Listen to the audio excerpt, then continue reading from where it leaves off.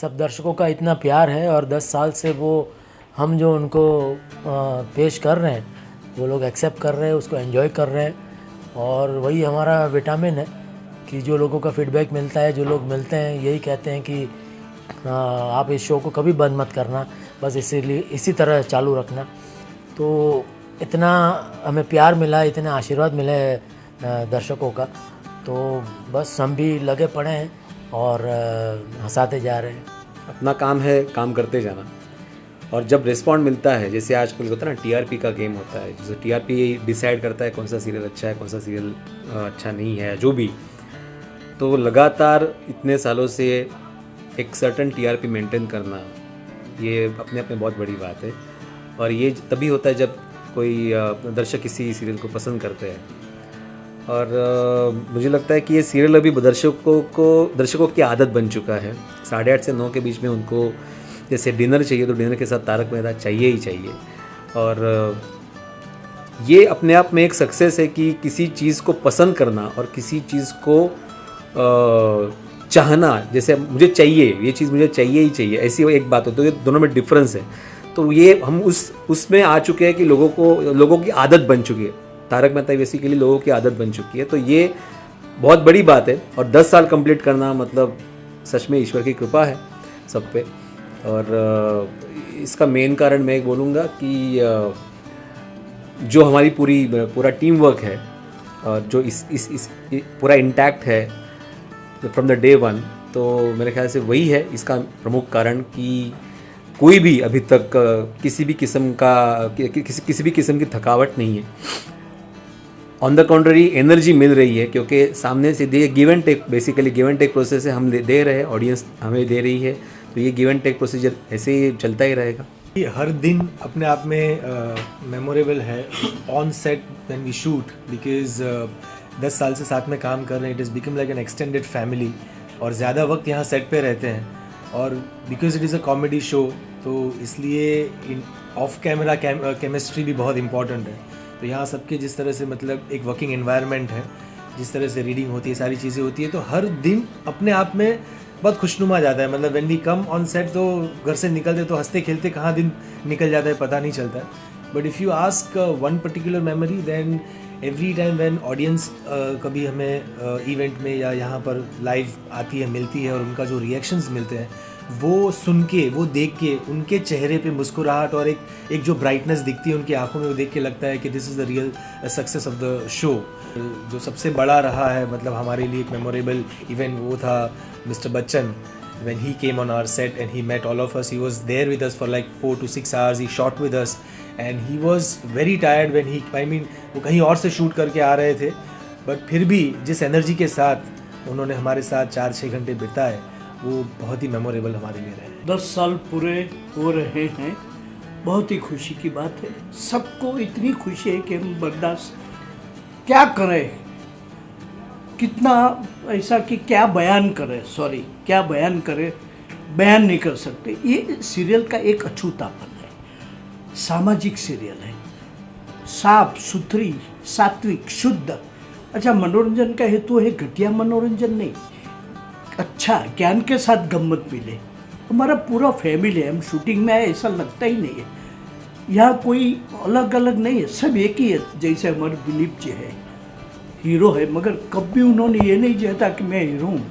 सभी कैरेक्टर एक एक से बढ़कर है और सभी इतने अच्छे हैं, कुटुंब की तरह रहते हैं। ये सबसे बड़ी बात है। हमारा घर है ये, सीरियल जैसा लगता ही नहीं। मैं तो भगवान की बहुत बड़ी कृपा समझता हूँ कि, और आसिफ भाई ने जो कृपा की है कि ये जेठालाल का किरदार मुझे दिया, कि सबसे पहले तो उन्होंने ये तारक मेहता का उल्टा चश्मा सीरियल बनाने का सोचा और मुझे जेठालाल का किरदार दिया। और of course definitely as you said is a turning point in my life. मैं समझता हूँ कि ये सीरियल अपने आप में एक चमत्कार है, क्योंकि ये सीरियल इसमें कोई एज बार नहीं है। मतलब छोटे बच्चे से लेके बुज़ुर्ग तक, क्लास मास सबको पसंद आती है और पूरे वर्ल्ड में।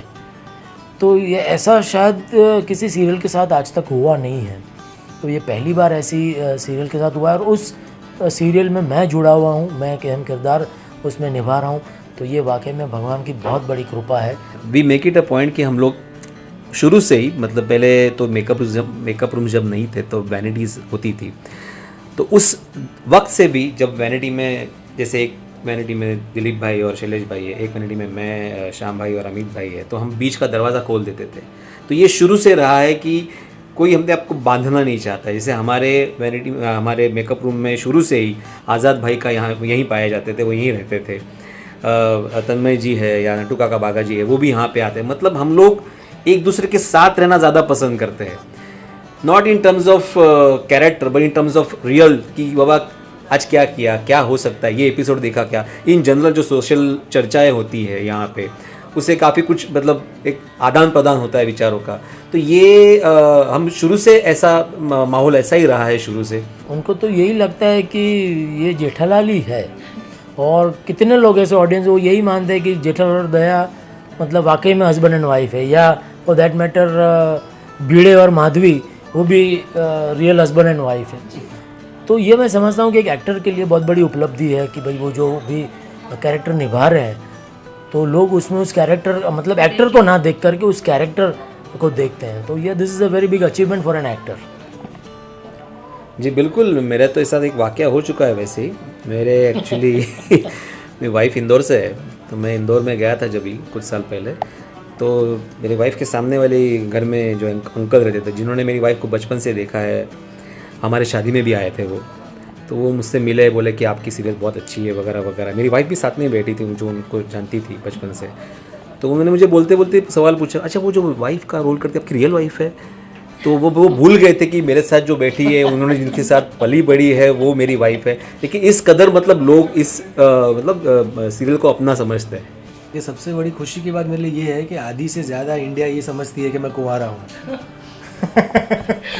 पोपट भाई लुकिंग फॉर बहुत, मतलब मैं जब भी कहीं पब्लिक फंक्शंस के लिए जाता हूँ और वहाँ कोई मतलब उम्र दराज कोई लेडी बैठी हैं, चाची दादी, तो वो ज़रूर अपने बगल वाली कोई लेडी को पूछती है कि भाई सच में इनकी शादी हो गई, नहीं हो तो हमारे पास है, हम ढूंढते हैं इनके लिए। हाँ, ये एक तो गजब इनमें हुनर है कि अभी जैसे सेट पे डायरेक्टर ने पैकअप बोला और हम सेट पे से मेकअप रूम में आए, मतलब हम साथ में सीन कर रहे हैं और सबको पैकअप बोला। अब बाय द टाइम मैं सेट से यहाँ मेकअप रूम में पहुँचूँ, इतनी देर में तो ये बैग लेके कपड़े चेंज करके मुझे बाय करते नज़र आते हैं। तो मेरी हमेशा मतलब ये होता है कि इतना क्विक, अगर कोई कंपटीशन होगी तो ये नंबर 1 फर्स्ट प्राइज़ इनको ही मिलेगा।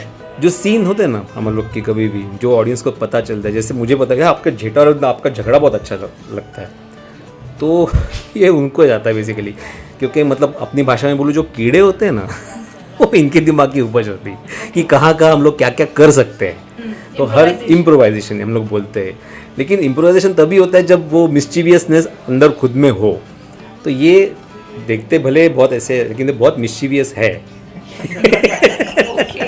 ऑडियंस को तो बस हंसते रहो, मस्त रहो, स्वस्थ रहो।